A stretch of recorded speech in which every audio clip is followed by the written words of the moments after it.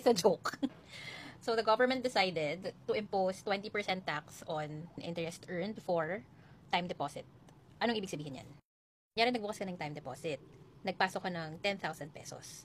Tapos ang contract nyo sa time deposit is long term, so 5 years mo siyang hindi gagalawin sa bank account. Kunyari, sa loob ng 5 taon, kumita ng 2,000 pesos yung pera mo. So yan yung interest earned.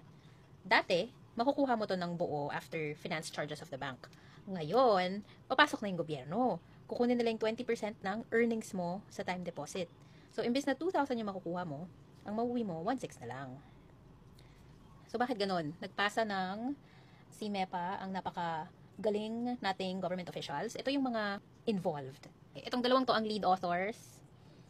Tapos, ito kasi Department of Finance. So, syempre, in-approve niya. Favorite niyo yan. Tapos, ang mag-i-implement niyan ay ito. And syempre, ang nag-approve niyan ito. So, bakit daw? Ano daw point ng CMEPA? Ito daw. So, they wanted to simplify the taxes imposed on passive income. Simplify para kanino? Hindi ko sure. Baka para sa kanila. Fairness. Dapat daw fair across all passive income products. Tingnan natin mamaya. Fair ba? And syempre, yung pinaka-importante, kailangan nila mag-generate ng revenue. Kasi, di ba, mag-e-election na. Tingnan natin yung unang goal nila. Simplify. Ano-ano ba yung iba't ibang klase ng passive income? Ito yan. Interest sa short-term deposit, dati 20, ngayon 20. Okay. Interest sa long-term deposit, dati 0, ngayon 20%.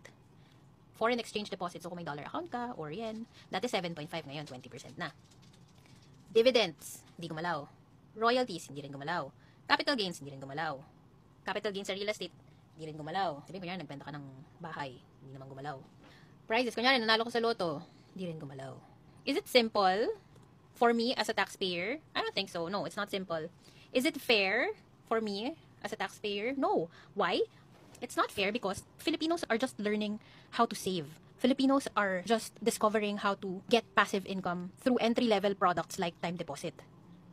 Walang laban yung mga Pilipino na hindi marunong sa bonds, sa stocks, sa trading. Parang, bakit mo kailangan ipantay yung buwis dito versus here? Eh, yung mga gumagawa nito ay alam mong mayayaman na. Andito yung lower and middle class earners. So, how is that fair? So, to me, no, it's not fair. Third, revenue generation. Aba, syempre, mag-generate sila ng revenue for their campaign sa 2028. So, as a Filipino taxpayer, anong pwede mong gawin? If your time deposit is opened before July 1, you're safe. It's okay. Hindi ito magagalaw. Huwag niyong galawin kasi hindi naman kayo affected. If you want to build passive income, you might need to explore a product called Pera. It's an investment product from the government, but it's run by private banks. It's tax exempt pa for now. And then you have MP2 savings. I'll do another deep dive for these two products.